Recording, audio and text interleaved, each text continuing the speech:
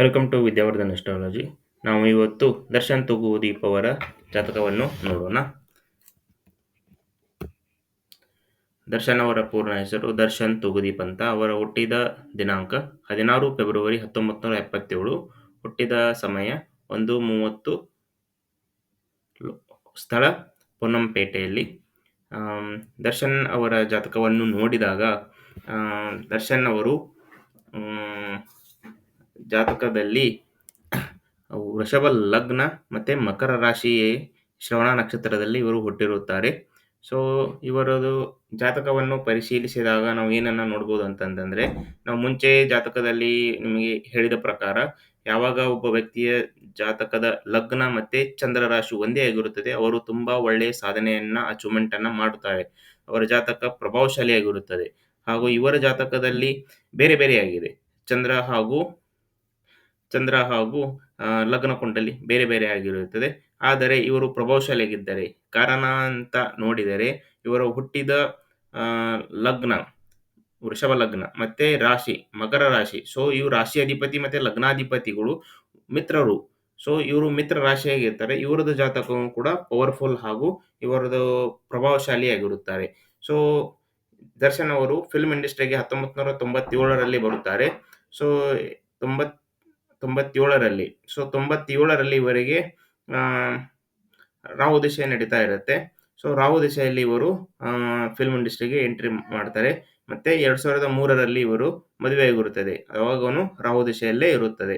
So ಇವನ್ನ ನೋಡಿದಾಗ ಇವರ ಜಾತಕದಲ್ಲಿ ಏನೇನು ವಿಶೇಷತೆಯನ್ನು ಕಾಣಬಹುದು ಅಂತಂದರೆ, ಸೊ ಇವರ ಜಾತಕದಲ್ಲಿ ಶುಕ್ರನು ಉಚ್ಚ ರಾಶಿಯಲ್ಲಿದ್ದಾನೆ ಹಾಗೂ ರಾಹುವು 6ನೇ ಸ್ಥಾನದಲ್ಲಿದ್ದಾನೆ. ಸೊ ಫಿಲ್ಮ್ಗೆ ಇಂಡಸ್ಟ್ರಿಗೆ ಕಾರಣಕ್ಕಾದ ಶುಕ್ರನು ಒಂದೇ ಗ್ರಹ ಕಾರಣ ಆಗಿರುವುದಿಲ್ಲ. Rahu film, photography, so cinematography ಇವಕ್ಕೆಲ್ಲನೂ ರಾಹುನು ಕಾರಣ ಆಗಿರ್ತಾನೆ. ರಾಹು ಎಲ್ಲಿದ್ದಾನೆ? ರಾಹು ತುಲಾ ರಾಶಿಯಲ್ಲಿದ್ದಾನೆ. ಸೊ ತುಲಾ ರಾಶಿ ಅಧಿಪತಿ ಶುಕ್ರನು ಉಚ್ಚ ರಾಶಿಯಲ್ಲಿ ಇದ್ದಾನೆ. 11ರಲ್ಲಿ ಉಚ್ಚ ರಾಶಿಯಲ್ಲಿ ಕುಳಿತುಕೊಂಡಿದ್ದಾನೆ. ಸೊ ಅಷ್ಟೇ ಅಲ್ಲ, ಇವರಿಗೆ ಮಂಗಳನು 9ರಲ್ಲಿ ಇದ್ದಾನೆ. ಮಂಗಳನು ಉಚ್ಚ ರಾಶಿಯಲ್ಲಿ ಕೂತ್ಕೊಂಡಿದ್ದಾನೆ. ಸೊ ಮಂಗಳ ಜೊತೆಗೆ ಚಂದ್ರನು ಮತ್ತು ಬುಧನು ಇದೆ. ಸೊ ಇವೆಲ್ಲ ನೋಡಿದಾಗ ಇವರಿಗೆ ಫಿಲ್ಮ್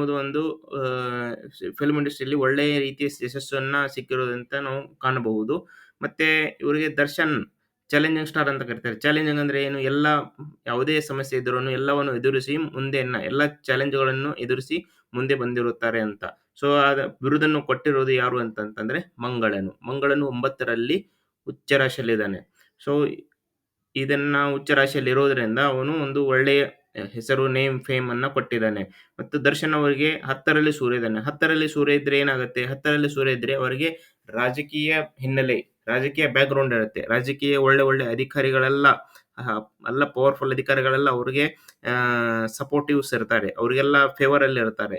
ಸೊ ಈಗ ಇದನ್ನೆಲ್ಲ ನಾವು ದರ್ಶನ್ ಅವರ ಹಾರೋಸ್ಕೋಪದಲ್ಲಿ ನಾವು ಕಾಣಬಹುದು. ಅವರು ಒಳ್ಳೆ ಸಪೋರ್ಟ್ ಇರೋದು ರಾಜಕೀಯದಲ್ಲಿ. ಸೊ ಇದನ್ನೆಲ್ಲ ನಾವು ಕಾಣಬಹುದು. ಸೊ ಈಗ ಇಷ್ಟೆಲ್ಲ ಒಳ್ಳೆ ಇದ್ರೂ ದರ್ಶನ್ ಅವರಿಗೆ ಯಾಕೆ ಇವತ್ತಿನ ಪರಿಸ್ಥಿತಿ ಅಂದರೆ ಅವರು ಜೈಲಿನಲ್ಲಿದ್ದಾರೆ ಯಾಕೆ ಬಂತು ಅಂತಂದರೆ, ಸೊ ಇದು ಯಾಕಂತಂದರೆ ಶನಿಯು ವಕ್ರ ಸ್ಥಿತಿಯಲ್ಲಿ 3ರಲ್ಲಿ ಕುತ್ಕೊಂಡಿದ್ದಾನೆ ಹಾಗೂ ಯೋಗಕಾರಕ ಇದ್ರೆ ಒಳ್ಳೆಯ ಪರಿಣಾಮವನ್ನು ಕೊಡ್ಬೋದಾಗಿತ್ತು. ಆದರೆ ಶನಿಯು ವಕ್ರ ಸ್ಥಿತಿಯಲ್ಲಿದ್ದಾನೆ.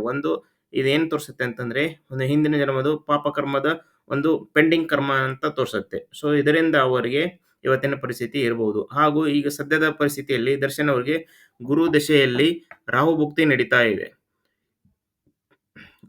ಸೊ ರಾಹುವನ್ನ ನೋಡಿದಾಗ ರಾಹು ಆಕ್ಚುಲಿ ಎಲ್ಲಿ ಇದ್ದಾನೆ ಅಂತಂದರೆ 6ರಲ್ಲಿ ತುಲಾ ರಾಶಿಯಲ್ಲಿ ಕೂತ್ಕೊಂಡಿದ್ದಾನೆ.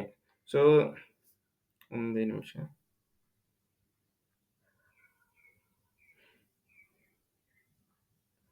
ರಾಹು ತುಲಾ ರಾಶಿಯಲ್ಲಿ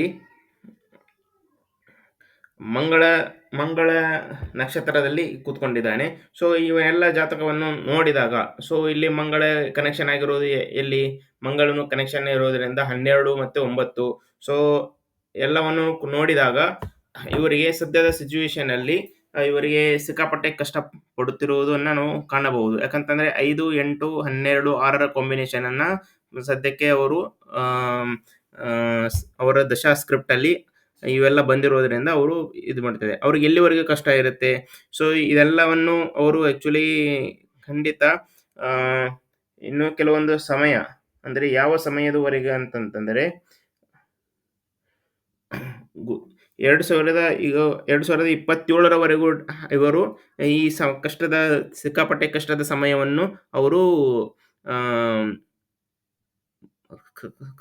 ಸಿಕ್ಕಾಪಟ್ಟೆ ಕಷ್ಟದ ಸಮಯವನ್ನು ಅವರು ಅನುಭವಿಸುತ್ತಾರೆ ಅಂತ ನಾವು ಹೇಳಬಹುದು. ಆದರೆ ದರ್ಶನ್ ಅವರಿಗೆ ಹೊರಗಡೆ ಬರುವ ಭಾಗ್ಯ ಇದೆಯಾ? ಸೊ ದರ್ಶನ್ ಅವರು ಹೊರಗಡೆ ಬರ್ತಾರಾ ಅಂತ ನೋಡಿದ್ರೆ ಖಂಡಿತ ಅವರು ಹೊರಗಡೆ ಬಂದೇ ಬರುತ್ತಾರೆ. 2024 ಅಕ್ಟೋಬರರ ನಂತರ ಅವರಿಗೆ ಹೊರಗಡೆ ಬರುವಂತ ಭಾಗ್ಯ ಅವರ ಜಾತಕದಲ್ಲಿ ಕಂಡು ಬರ್ತಾ ಇದೆ.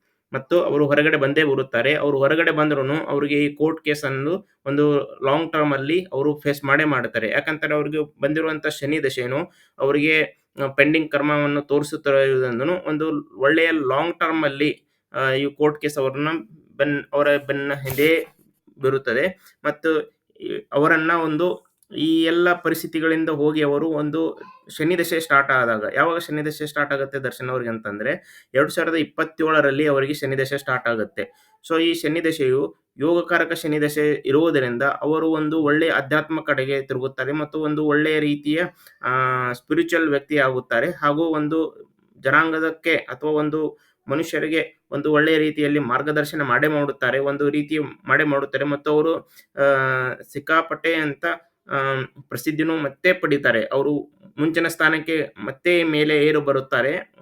ಹಾಗೂ ಅವರಿಗೆ ಫಿಲ್ಮ್ ಇಂಡಸ್ಟ್ರಿಯಲ್ಲಿ ಅವರಿಗೆ ಒಳ್ಳೆಯ ಯಶಸ್ಸನ್ನು ನಾವು ಮುಂದಿನ ದಿನಗಳಲ್ಲಿ ನಾವು ನೋಡಬಹುದು. ಮತ್ತು ಅವರಿಗೆ ಒಂದು ಸನ್ಯಾಸಿ ತರ ಅಥವಾ ಅವರು ಸ್ಪಿರಿಚುವಲ್ ಅವರ ಜೀವನವನ್ನು ಸ್ಪಿರಿಚುವಲ್ ಆಗಿ ಕಳೀಲಿಕ್ಕೆ ಅವರು ಮುಂದಿನ ಜೀವನದಲ್ಲಿ ಇಷ್ಟಪಡುತ್ತಾರೆ ಅಂತ ನಾವು ಹೇಳಲಿಕ್ಕೆ ಇಷ್ಟಪಡುತ್ತೇವೆ. Thank you.